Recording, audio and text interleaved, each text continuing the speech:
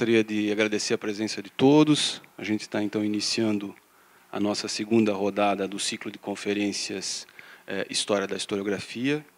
E hoje a gente tem a honra de receber aqui no nosso programa de pós-graduação, na nossa universidade, a professora Silvia Caianiello, que fará, ao longo dessa semana, 3 conferências para nós sobre temas que são de extrema importância e de relevância, não só no quadro desse ciclo, mas também em relação àquilo que nós vimos fazendo em termos de pesquisa dos nossos docentes e discentes aqui na universidade.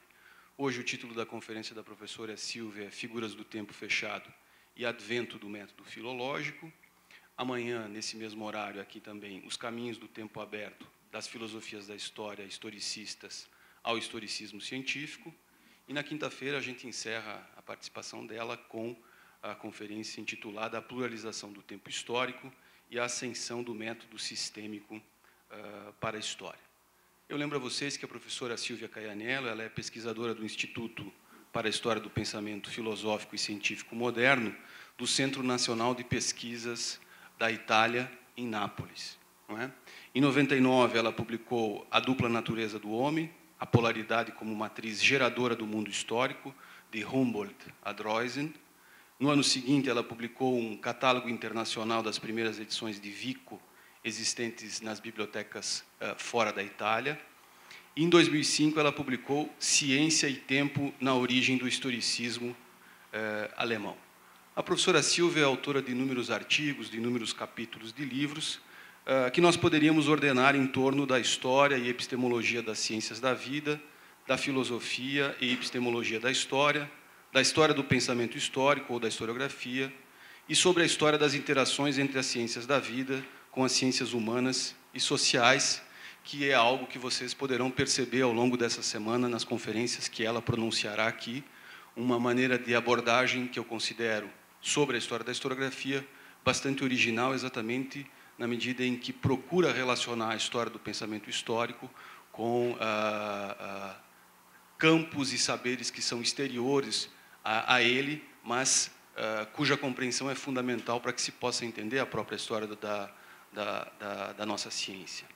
E a professora Silvia também é bastante conhecida por ter traduzido e editado em italiano a Historia do Droysen, a edição de 1857, além de ter traduzido uma série de outros autores alemães para o italiano. A professora Silvia trabalha há muitos anos nesse que é, sem sombra de dúvidas, um dos principais institutos sobre a história do historicismo e a história da historiografia alemã na Itália. E para nós é, sem sombra de dúvidas, uma honra muito grande podê-la ter aqui conosco durante essa semana. É a primeira vez que ela vem ao Brasil, então para nós também é uma dupla honra poder recebê-la aqui e sermos uma espécie de primeiros interlocutores, ou primeiro contato, não é, que ela tem aqui conosco no Brasil. A gente espera ao longo da semana também, no interior de outras atividades, poder pensar em futuras parcerias, cooperações e etc. entre o nosso programa e o instituto em que ela trabalha na Itália. Então eu agradeço à professora Silvia e antes de passar a palavra para ela, eu lembro só a vocês que os estudantes do PPGH podem participar dessa atividade solicitando créditos ao final de todas as rodadas do ciclo ou como inscritos exclusivamente nessa atividade, nesse mini curso. A professora Silvia vai fazer a exposição dela em francês e nós vamos projetando o texto traduzido aqui na tela, de modo que vocês possam ir acompanhando a sua exposição. No final, a gente vê como a gente organiza, então, um pequeno debate para poder manifestar um pouco as nossas questões e as nossas perguntas, etc. Obrigado, Silvia. Je suis très contente d'être ici. C'est une situation très intéressante dans un pays inconnu pour moi. Et je désire remercier beaucoup le professeur Marlon Salomon pour l'invitation, ainsi que mon ami Francesco Guerra qui nous a fait connaître. Então, a professora, então, agradece muito pelo convite e pela oportunidade de estar aqui, primeira vez no Brasil. Está muito contente por isso, agradece pelo convite, né, que foi, como vocês sabem, intermediado pelo nosso colega, o professor Francesco Guerra.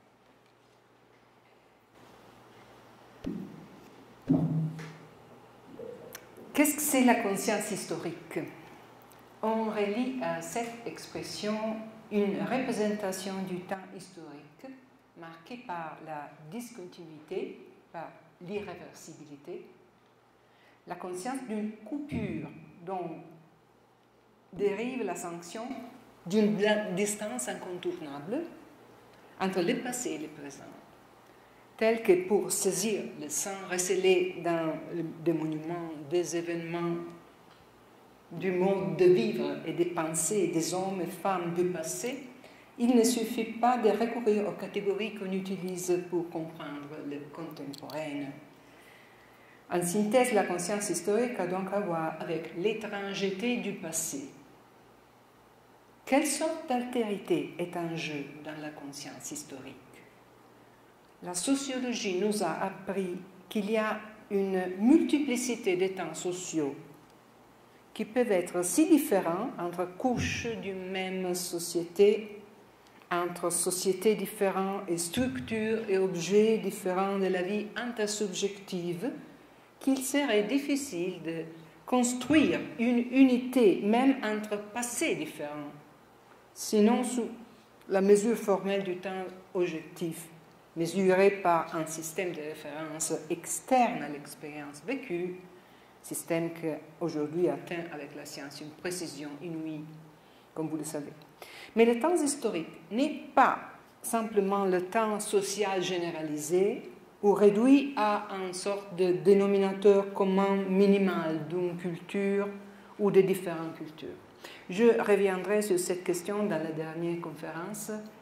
Pour le moment, je vous propose de l'envisager selon les deux catégories formalisées par l'historien allemand Reinhard Koselleck, espace d'expérience et horizon d'attente, comme les catégories formelles, selon lui, dont relève la possibilité même qu'il y a une histoire. Pour Koselleck, il est seulement lorsque un écart s'établit entre les deux que la perception de l'histoire nécessite ou implique une conscience historique, un passage qui est lié à l'émergence d'un avenir imprédictible. Eh bien, cette marque si aiguë de la discontinuité et de l'irréversibilité qu'il fait qu'il y a un décalage entre l'espace d'expérience et l'horizon d'attente n'est pas du tout une constante de la représentation que l'on se fait du temps historique pour la plus grande partie de l'histoire de l'humanité.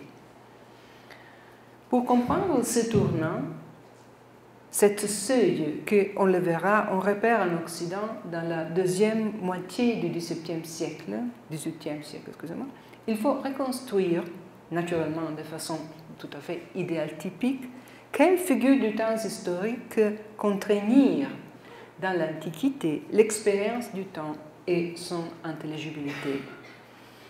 Je me réfère ici seulement à l'histoire de l'Occident, même si la question si le jaillissement d'une conscience de l'historicité soit ou non unique à la tradition occidentale, ou bien quelque chose d'analogue soit reconnaissable dans des autres cultures, est tout à fait actuelle. Et en fait, de quelques années, la question commence à être investiguée de façon plus systématique. Il y a des études sous la direction de Jon Rüsen en particulier qui sont très intéressantes à propos. Quoi que ce soit, ce jaillissement de la conscience historique fait partie intégrante de la construction historique de l'Occident, dont l'âge moderne serait le déclenchement décisif. Il y a premièrement la figure du temps cyclique, structure des répétitions réfléchissant le temps de la nature propre aux sociétés rurales des origines et qui apparaît dominant dans le pensée grec. On en retrouve une caractérisation accomplie chez Hésiode. Toutefois, il a été montré, notamment par l'historien du Moyen-Âge allemand Arno Borst, que la régularité et uniformité attribuées à la nature nourricière, mais aussi la nature géométrique des mouvements astraux, sont déjà le produit d'une négociation entre les rythmes collectifs de la société humaine avec les révolutions naturelles de la Terre et des astres, qui toutefois ne suivent pas de mesures vraiment uniformes. Même cette sécularité parfaite, si longtemps perçue comme naturelle, est donc en réalité déjà un temps tout à fait social, issu d'un processus intersubjectif de standardisation. De cette figure de temps cyclique, encore, il est important de souligner que la structure des répétitions qu'elle entraîne n'est pas nécessairement, pour ainsi dire, une structure dépressive, mélancolique du temps. Au contraire, elle peut déclencher aussi une attitude politique au sens large du mot, d'espoir et d'attente positive vis-à-vis de l'avenir. Comme dans le cycle de la productivité naturelle, comme dans le mythe de Perséphone, par exemple, le cercle peut signifier la promesse d'une renaissance après la perte et l'aridité. Il y a de l'autre côté, de l'avant du christianisme, le temps du salut. Il s'agit d'un temps linéaire, de la chute à la rédemption, laquelle est aussi la fin du temps. Donc un temps linéaire, mais pas ouvert. Le temps en tant que flèche qui a un commencement et une fin, en s'accomplissant dans le jugement dernier. On voit donc qu'aucune de ces figures entraîne un véritable futur, un avenir qui ne soit de quelque façon prédéfini. C'est-à-dire un avenir selon le sens que nous donnons à ce mot aujourd'hui, qui se réfère plutôt à un développement qui ne peut pas être déterminé en avance, sujet au possible de l'action humaine ou, si on est moins optimiste, celui de la chance. Augustine inaugure la doctrine de duplicité des temps, la simultanéité entre temps profane et temps sacré dans les deux civitates, de Dieu et de l'homme, dont participent les chrétiens en raison de leur propre duplicité en tant qu'âme immortelle et corps mortel. Comment représenter alors l'histoire mondaine? Lui donner une signification et une intelligibilité. On retrouve par exemple dans l'Ecclésiaste un célèbre passage qui dit « Toute vanité, ce qui a été, c'est ce qui sera, et ce qui s'est fait, c'est ce qui se fera. Il n'y a rien de nouveau sous le soleil. S'il est une chose dont on dise « Voilà ceci, c'est nouveau », cette chose existait déjà dans les siècles qui nous ont précédés. On voit ici le conflit. Au moins plus une veine dans la vaste rivière de la pensée judéo-chrétienne, la circularité de la nature n'est plus raison d'espoir, mais supplice de la vanité. Ce trait que Hegel, dans sa philosophie de l'histoire, a rétrospectivement attribué au judaïsme comme figure extrême de la séparation entre nature et homme, esprit. Il y a donc une tension persistante entre ces deux figures du temps, dont plusieurs stratégies de résolution ont été parcourues. Une des plus exploitées est l'analogie entre les âges de l'homme et les âges du monde. Une telle résolution implique que le monde même vieillit comme l'homme en s'avançant vers le jugement dernier. La doctrine chrétienne du commencement du monde ex nihilo et le tristement célèbre raccourcissement du temps géologique en arrière qui, elle, entraînait, ne pouvait que renforcer cette analogie. Ainsi, par exemple, Augustine compte 6 âges, infantia, pueritia, adolescentia, juventus, gravitas, senectus, et décrète que la sienne est la senectus, la plus proche à l'accomplissement du temps du salut, de ce événement nouveau encore y étant possible. Mais dans une oscillation significative entre cercle et flèche, il employait aussi la métaphore des 7 jours de la création, l'autre datation préférée par la chrétienté, pour comprimer le temps mondain dans une structure d'intelligibilité dérivée du texte sacré. le recours au cycle permettait une conciliation plus souple avec la multiplicité de l'histoire mondaine. Par exemple, une stratégie bien connue, c'est celle de réinterpréter les âges qui précèdent la naissance de Jésus au rebours, comme anticipation de sa naissance. Une structure donc encore de répétition pour laquelle Adam n'avait été que la préfiguration de Christ, et Christ même le deuxième Adam qui en actualisait la signification potentielle. Les figures typologiques de la démarche du temps du salut peuvent donc se représenter comme allégories dont le sens se dévoile dans la référence à la vérité de l'histoire sacrée. On voit alors dans la coalescence entre ces deux figures privées d'avenir l'impossibilité de l'homme de se concevoir au-delà de l'ordre établi une fois pour toutes par le plan divin. Pour reformuler ces conséquences, les conséquences de cette vision dans le cadre conceptuel offert par Koselleck que je mentionnais, il n'y a pas au-dedans de cette chronosophie chrétienne du décalage possible entre espace d'expérience et horizon d'attente, ou selon l'expression très heureuse de Hannah Arendt, dans un très beau essai sur le temps historique, du gap between past and future. Ça va bien? Soit la flèche du temps eschatologique que la succession des âges mise en analogie avec le cycle vital de l'homme donne en même temps un horizon d'attente bien défini et le cadre d'intelligibilité pour comprendre le présent. Ce chemin se prête à plusieurs formes de sécularisation qui rapportent de façon différente l'écoulement des événements historiques à un cadre d'intelligibilité supertemporelle. On en retrouve un exemple chez Machiavelli, dans sa reprise au début de l'âge moderne de la succession de formes de gouvernement liées à la instabilité attribuée à la nature même.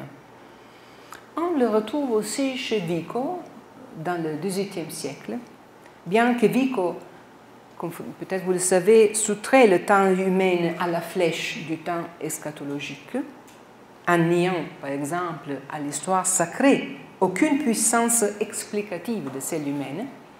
L'écoulement du temps mondain est pour lui intelligible seulement dans la mesure où il reste fidèle à ce schéma qu'il appelait la storia ideale eterna, le cours idéal de la transformation des nations et des peuples qu'il mesure sur la démarche exacte du peuple romain, qu'il élève à prototype de juste cours.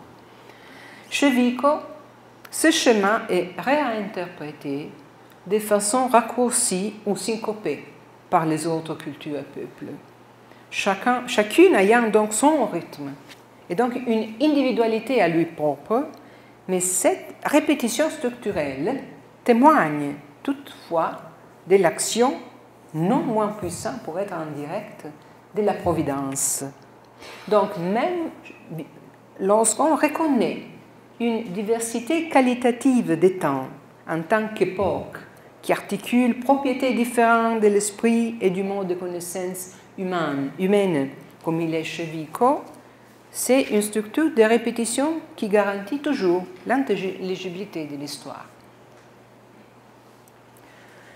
On peut sortir maintenant de cette description très idéaltypique de la représentation chrétienne du temps historique pour introduire brièvement deux histoires au fil desquelles on peut reconnaître l'apparition des brèches dans les catégories de cette chronosophie chrétienne.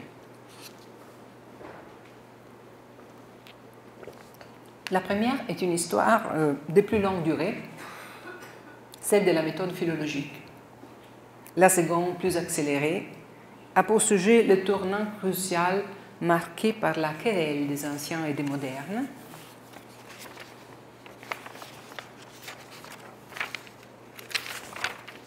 Dans le XVIIe siècle, qui devient le laboratoire où jaillira une nouvelle représentation de l'avenir, une représentation qui, relevant d'une nouvelle notion de la nature, pose le jalon de l'idée des progrès, des lumières.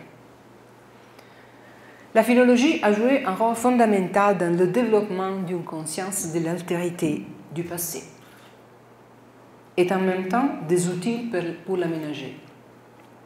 On retrouve la sanction de ce rôle de la méthode philologique encore en 1948 chez le critique littéraire et philologue allemand Ernst Robert Curtius qui disait sans hésitation « La philologie est le fondement de chaque recherche historique.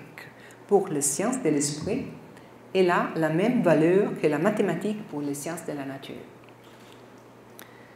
Ce n'est pas un hasard si la mouvance de l'historicisme à son origine dans le 19e siècle allemand sera de déployer l'outillage de la philologie pour revendiquer son statut de science en s'émancipant de la philosophie de l'histoire. L'évolution de la méthode philologique s'avère la source des tensions contradictoires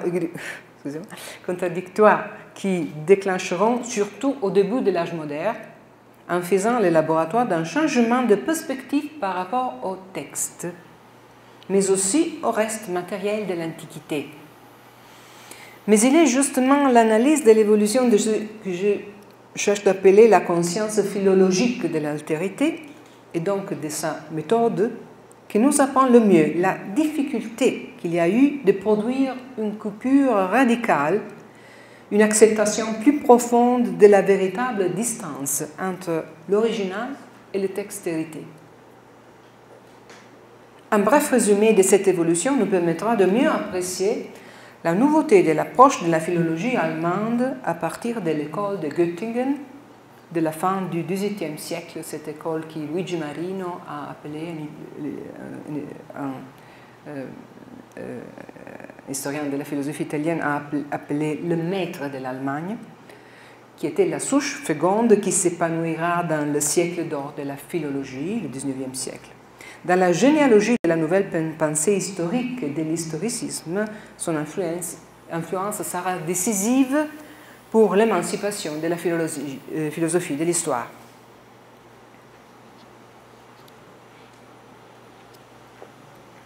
Le lieu topique du rencontre de la philologie avec l'altérité du passé se retrouve à son origine même, chez les grammaires alexandrines, autour du Xe siècle avant Jésus-Christ, à partir d'Aristarque, notamment le libraire de la bibliothèque d'Alexandrie. Il s'agit de poèmes homériques, textes paradigmatiques pour leur historicité. Cela dérivait du fait qu'ils avaient été restés longtemps des textes ouverts, s'accroissant par la superposition d'interventions successives, d'abord orales, depuis grâce à un travail constant d'écriture et de réécriture. On pourrait dire, pour schématiser un peu, que la figure du philologue, le grammairien, naît du gêne du lecteur grec vis-à-vis de ces textes, depuis toujours fondant sa propre culture, qu'il ne peut plus comprendre. Et non seulement sa structure complexifiée par les superpositions, mais le mot, les constructions et même les valeurs morales qu'il y retrouve. Il faut donc le réactualiser en reportant le texte à sa signification originelle. Le premier geste philologique est donc d'enfermer la tradition, interrompre sa continuité vivante. Une forme de clôture est par exemple la nette séparation, introduite par Aristarque même, entre texte et commentaire, hypomnème, qui devient un discours à soi autour du texte. Mais pour démêler les différentes couches, et en recherchant des critères solides pour leur attribution à Homère, on utilise surtout l'horizon externe de l'œuvre, à partir des traces qui, dans le texte,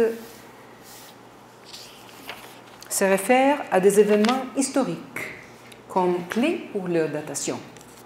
L'ordre des mondes doit s'apparenter à l'ordre des choses pour reconstituer leur sein véritable.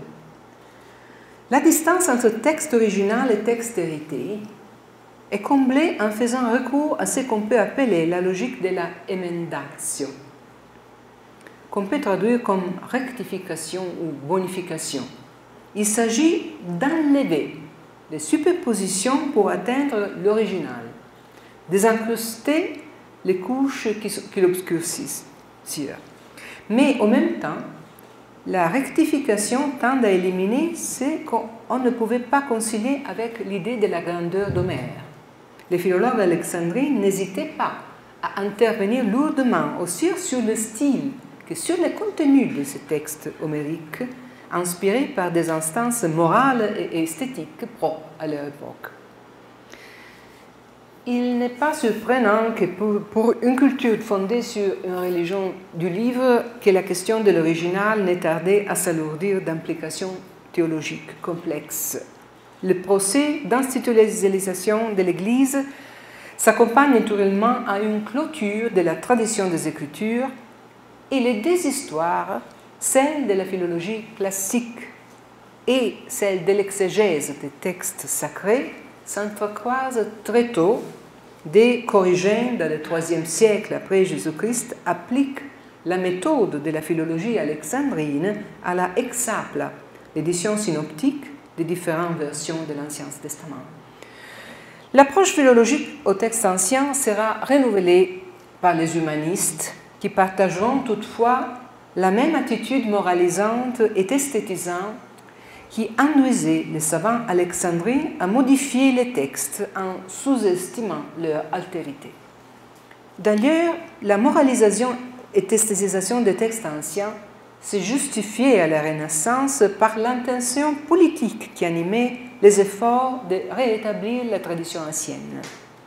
Les humanistes envisageaient en fait un renouvellement profond de la culture de leur époque qui devrait la libérer du poids des passés récents, lourde de la scholastique et de l'obscurantisme du Moyen-Âge. Ils opéraient donc une coupure très importante dans la continuité du temps historique, donnant lieu pour la première fois à une trépartition de temps entre le passé antérieur de la culture des Grecs et des Latines, le passé récent de temps obscurs et le présent qui devait se nourrir de l'Antiquité pour régénérer sa grandeur.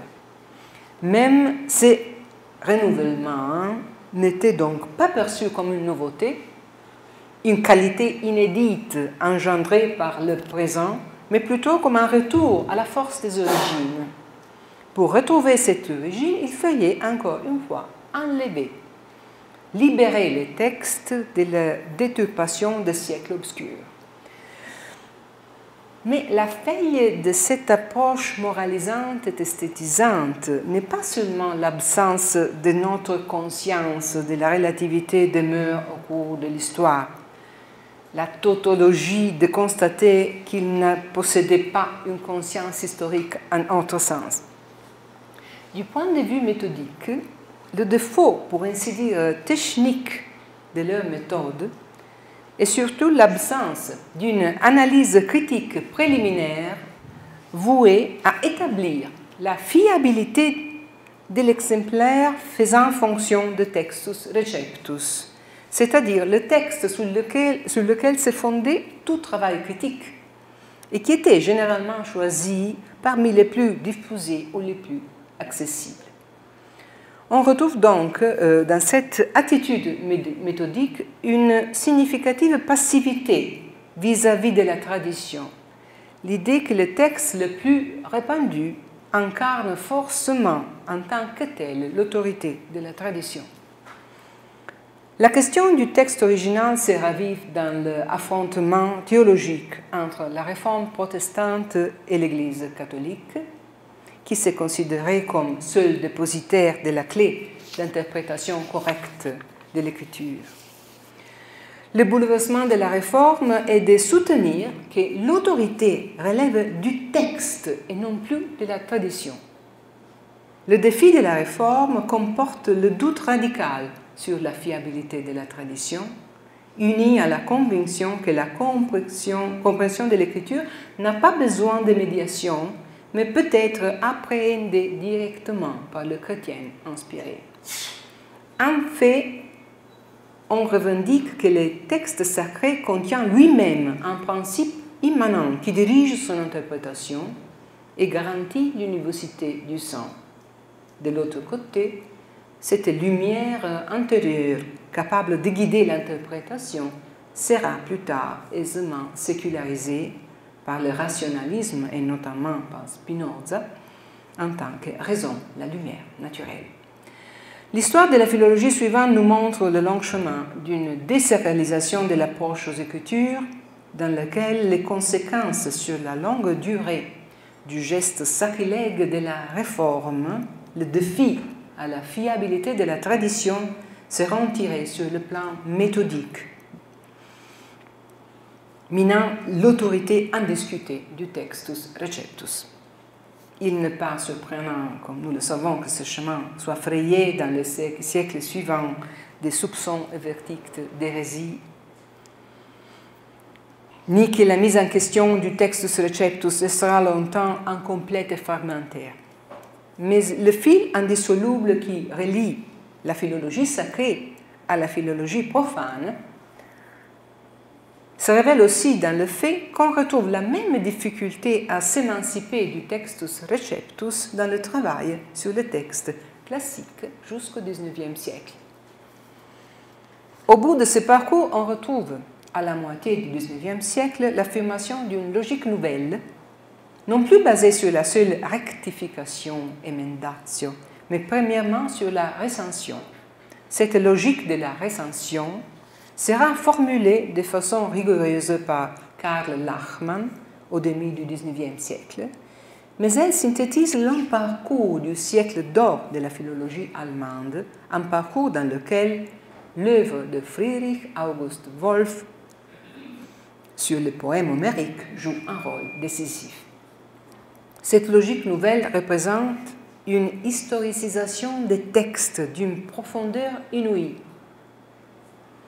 Le principe de la recension thématique de Lachmann transforme radicalement la notion même de ce qui est l'original.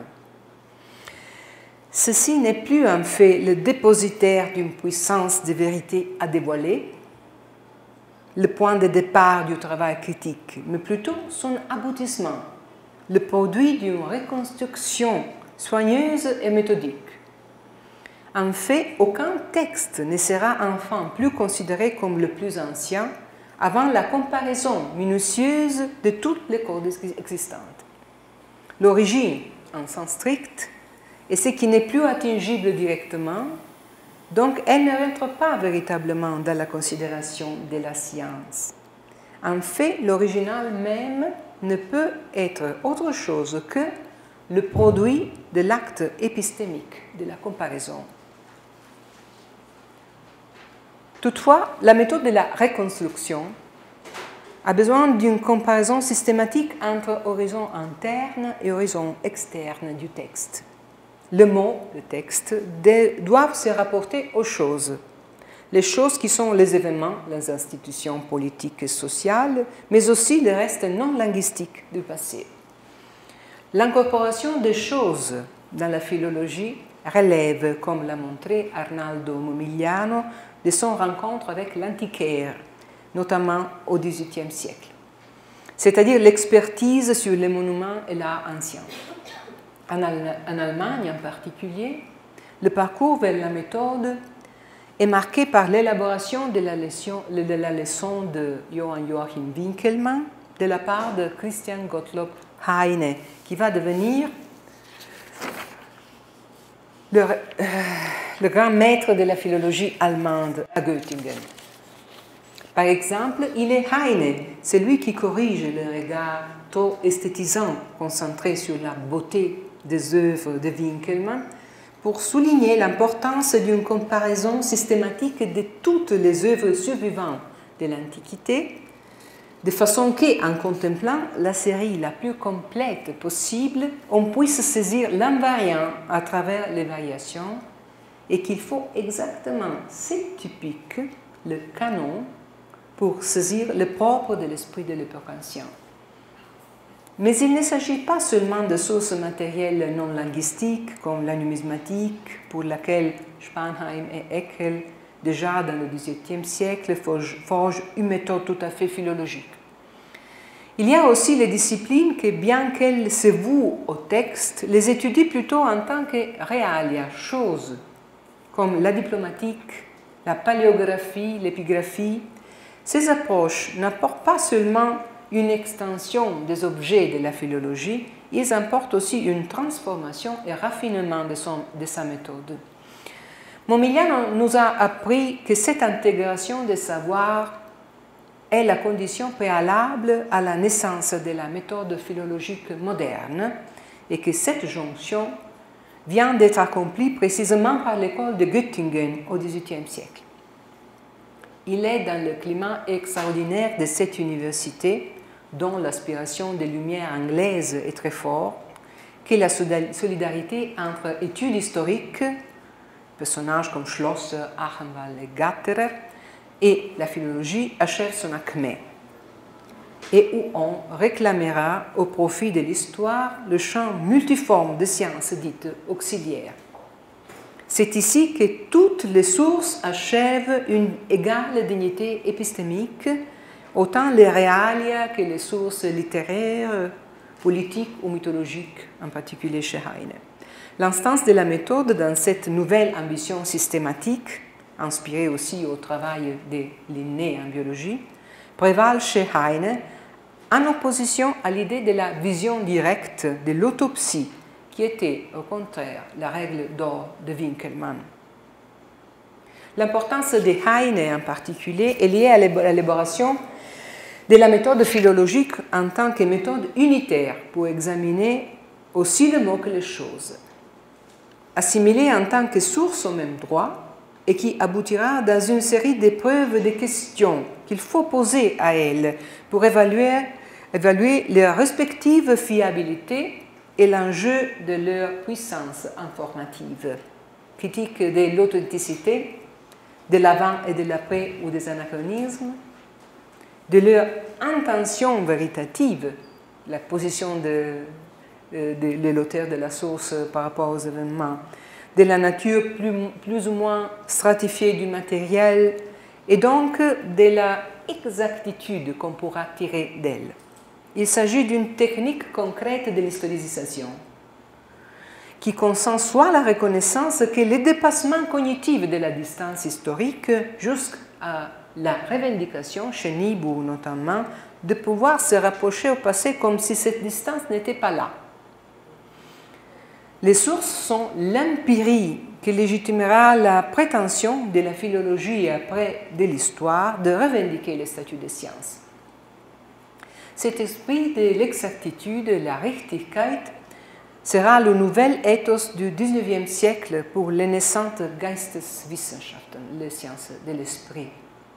Ce n'est pas de la chance que les plus grands historiens du XIXe siècle, c'est-à-dire Leopold von Ranke, et ce qu'on considère aujourd'hui le majeur théoricien de l'histoire du temps, Johann Gustav Droysen, partagent une formation de philologue. Voici le bilan que Droysen en particulier trace de l'enseignement de Göttingen en tant que critique systématique de la tradition. Le plus grand mérite de l'école critique pour notre science, sûrement le plus important du point de vue méthodologique, est d'avoir laissé percer l'idée que le fondement de nos études réside dans l'examen des sources. Cette vision critique que le passé ne s'offre pas à nous immédiatement, mais seulement de façon immédiate, que nous ne pouvons pas reconstruire objectivement les choses passées, mais seulement tirer des sources une notion, une idée, une image, que les notions et les idées ainsi obtenues sont tout ce que nous est possible de connaître du passé, ceci me semble le point de départ. Mais c'est justement avec Droysen que la méthode historiciste se placera au-delà de cet esprit d'exactitude, qui est l'héritage de Lumière de Göttingen, marquant sa distance même par rapport à Ranke, comme on le verra dans la prochaine conférence.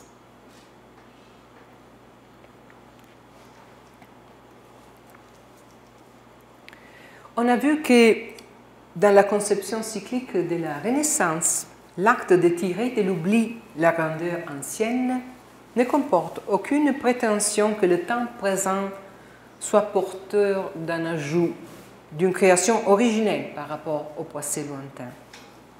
Seulement à la fin du XVIIIe siècle, on retrouve un tournant véritable dans la conception du temps historique, issu de la confrontation entre les anciens et les modernes, qui aura lieu surtout autour de la cour du roi Soleil, Louis XIV de France.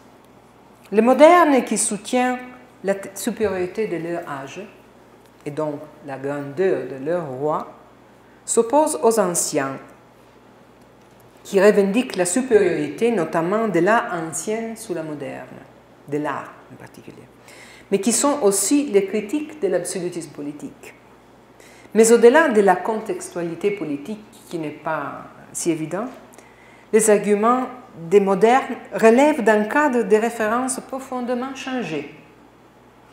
Ce qui a changé surtout est la vision de la nature et par conséquent de la nature humaine.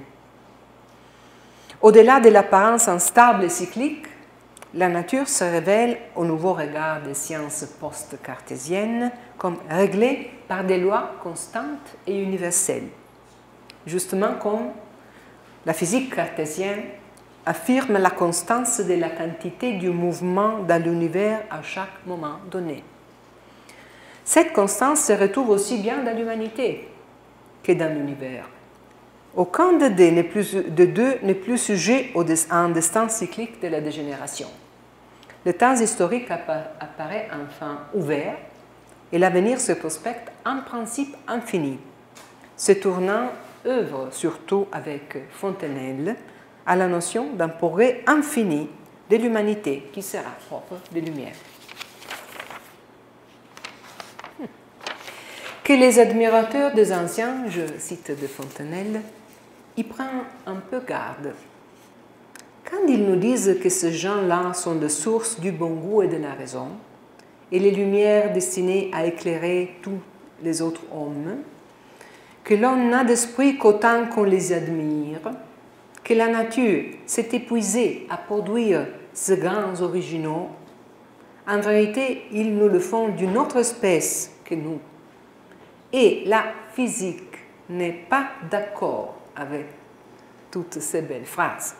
La nature a entre les mains une certaine patte qui est toujours la même, qu'elle tourne et retourne sans cesse en mille façons et dont elle forme les hommes, les animaux, les plantes. Et certainement, elle n'a point formé Platon, Démosthène ni Homère d'une argile plus fine et mieux préparée que nos philosophes, nos orateurs et nos poètes d'aujourd'hui. On retrouve dans cette déclaration le nouvel orgueil des sciences qui, à l'âge moderne, ont mis en cause l'autorité des anciens, en premier lieu d'Aristote, pour se dédier à l'observation directe et à l'expérience de la nature sensible. Une conséquence intéressante de ce changement de perspective est la primitivisation des anciens, qui marque une différence de nature irréversible par rapport aux hommes modernes. En suivant Bacon, la vérité apparaît temporis filia. Le monde ancien n'est plus l'âge de l'or, le synonyme de la perfection, mais se révèle plutôt appauvri et rudimentaire. Dans le siècle suivant, Heine, qui on a déjà rencontré, emploiera les nouveaux outils de la naissante ethnographie pour s'approcher à l'altérité des Grecs et des Romains comme à des peuples primitifs. Outils qu'il employera aussi pour faire de la mythologie une science véritable. Mais il y a aussi une autre ouverture du temps historique, du côté de la nature, qui va s'affirmer à la moitié du XVIIe siècle, XVIIIe siècle, il y a une erreur ici, minant de façon irréversible de la... Il manque quelque chose. Minant de façon irréversible la chronologie biblique.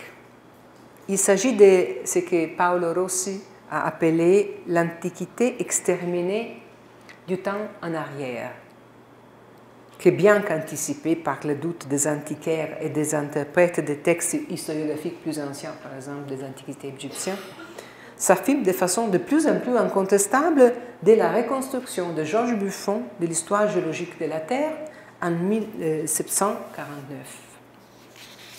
Si nous embrassons la nature dans toute son étendue, il dit, nous ne pourrons douter qu'elle soit aujourd'hui très différente de ce qu'elle était au commencement et de ce qu'elle est devenue dans la succession des temps.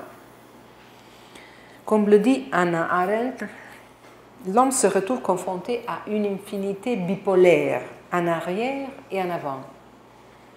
Il y a donc la temporalisation qui relève du développement des sciences, qui marque le tournant qui a été décrit comme passage de l'histoire naturelle à l'histoire de la nature.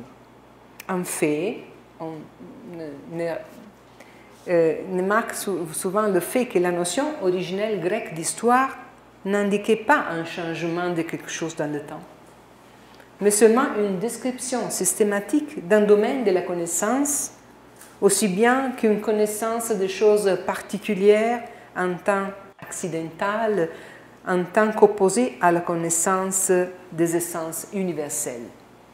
Encore, l'histoire désignait, dans le monde latin, par exemple chez Plinio, le compte rendu des observations systématiques contre la fable. Mais seulement au XVIIIe siècle, le champ sémantique de la notion d'histoire se transforme radicalement. Il vient à signifier la narration d'une démarche dynamique contre une description statique d'un état de choses. Comme on le voit dans ces passages cardinaux, la première à être temporalisée, pour utiliser une expression de Koselleck qui dit que dans cette époque, tous les concepts politiques vont être temporalisés, mais la première à être temporalisée est la notion d'histoire même. Mais le tournant véritable pour une conception du temps linéaire, un temps couvert au nouveau, la temporalisation pour laquelle on reconnaît que le caractère propre du temps historique est de ne répéter jamais le même, est le produit de la Révolution française, un événement inouï, sans précédent, duquel n'existait le semblable dans la mémoire humaine. De ce moment, l'ancien topos de la Historia Magistra Vitae vient d'être miné. Si l'avenir ne ressemble pas au passé, ni celui de la Terre, ni celui de l'histoire humaine, il n'y a pas grand-chose qui puisse être appris de l'histoire préalable. La Révolution française donc inaugure ce que François Hartog a défini récemment un nouveau régime d'historicité, dans lequel le temps apparaît s'orienter surtout sur l'avenir. Progrès signifie en fait reconnaître non seulement la sortie de la minorité, comme l'appellera Kant, vers les lumières d'un royaume où la raison l'emporte sur la superstition, la rationalité de la justice et de la loi sur l'arbitre du pouvoir, mais surtout, au moins à partir de la philosophie de l'histoire de Condorcet à la fin du XVIIIe siècle, que l'homme a devant lui un futur indéfini de perfectibilité. Comme le dit Koselleck, le temps est devenu dynamique. Non plus la mesure du changement historique, mais presque une puissance qui engendre continuellement de formes anthropologiques et historiques individuelles et irrépétibles. Dans cette démarche inarrêtable jaillit, selon Koselleck, une nouvelle notion unifiée d'histoire. Une histoire avec la grande H. Une histoire de l'humanité dans son ensemble, douée d'une direction plutôt que d'une fin. Cette-ci est le sujet collectivisé des philosophies de l'histoire des Lumières. Mais cette cadre de référence unitaire est à nouveau un schéma ordinateur, une synthèse issue de la conscience acquise de la multiplicité des temps et des cultures. On ordonne dans le temps, dans une succession linéaire de perfectionnement de l'humanité, la diversité. Mais en même temps, pour saisir la complexité de cette démarche, de ce point de passage, il est aussi important de souligner que cette approche philosophique à l'histoire des Lumières est fortement normative, comme l'est la notion des raisons sur laquelle elle se fonde. Il s'agit de la normativité intrinsèque du droit naturel, dans la forme subjective qu'il présente dans les Lumières, d'universalité des droits individuels, fondée sur le sain intellect humain, comme le disait Kant, que tous les hommes partagent. Cet aspect normatif nous aide à comprendre les tensions, sinon contradictions, importantes qu'il y a dans le rapport des Lumières avec l'histoire. Même lorsqu'on parle de perfectibilité, il y a l'aspect normatif d'une direction déjà établie philosophiquement, celle d'une raison qui, comme le dit Kant en 1786, pousse l'homme de façon inexorable au développement des facultés qui sont recélées en lui. Ainsi, par exemple, bien que Vico soit souvent considéré comme l'antimoderne par excellence, en raison de sa vision plutôt cyclique du temps, par laquelle même l'âge des hommes ne peut pas résister à l'inexorable instabilité de la nature, et quelquefois réhabilité de façon partielle par la figure d'une spirale qui s'élève dans la succession des temps, il n'est pas si facile de l'exclure de la catégorie des Lumières, ce qui a donné beaucoup de travail à plusieurs générations d'interprètes. L'âge rationnel de l'homme est en fait, dans son chemin, toujours lacrymé, bien qu'elle ne soit pas irréversible.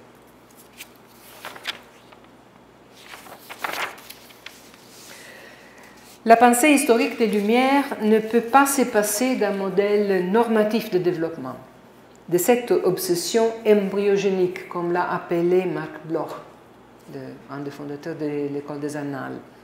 Il est justement ce dispositif qui consent de penser la diversité qualitative des différentes cultures en tant qu'époque d'un seul esprit de l'humanité et de mettre en analogie la primitivité contemporaine avec une humanité encore enfantine. Il n'est pas surprenant d'ailleurs que même la pensée embryogénique au sens propre, dans la science biologique de la fin du 17e et première décade du 19e siècle, soit déchirée entre deux visions du développement, celle préformiste et celle épigénétique. C'est-à-dire entre l'idée que le développement soit l'agrandissement d'une forme déjà contenue en puissance dans le germe, le homunculus, et l'idée que la morphogénèse soit la création dans le temps de quelque chose qui n'était pas là du commencement. Il est seulement dans cette seconde version, celle de l'épigénèse, que la notion de développement même vient enfin d'être temporalisée, celle qui n'était pas à son origine, et ouvrira la voie à la notion de l'évolution du vivant, une notion elle-même originellement atemporelle qui achève dans le XIXe siècle le statut d'une transformation sans bout ni direction préétablie. Le point de départ de l'historisme, dans le sens plus vaste de ce terme, qui en a plusieurs, est justement la critique à cette idée de progrès, des raisons et des normativités. Mais ce point de départ est commun à tout idéalisme post-kantien et représente ce qu'on pourrait nommer en général la réaction allemande à la Révolution française. Pour introduire la généalogie de l'historicisme au sens propre, je m'attacherai d'abord à deux modèles du temps historique très différents, celui de Herder et celui de Hegel. Bien qu'ils constituent le cadre de référence incontournable pour les formes successives de l'historisme, ces philosophies ne dépassent pas vraiment l'approche embryogénique à l'histoire. Ça, c'est la thèse que je chercherai de vous montrer demain. Le tournant qui marque une idée d'histoire véritablement ouverte dans le sens qu'on ne peut pas en connaître en avance la direction, se trouve à mon avis plutôt dans l'approche de Ranke, celui qui liquide le premier le topos de l'Historia Magistra Vitae, et dans celle de Droysen. Dans ce qu'on a appelé l'historicisme des historiens, c'est-à-dire de ces historiens qui, en partant de Wilhelm von Humboldt, fondent l'historisme comme nouvelle approche épistémique à l'histoire, une approche alternative à celui de la philosophie et qui tire de la temporalisation de l'histoire toutes les conséquences méthodologiques. Merci de votre patience.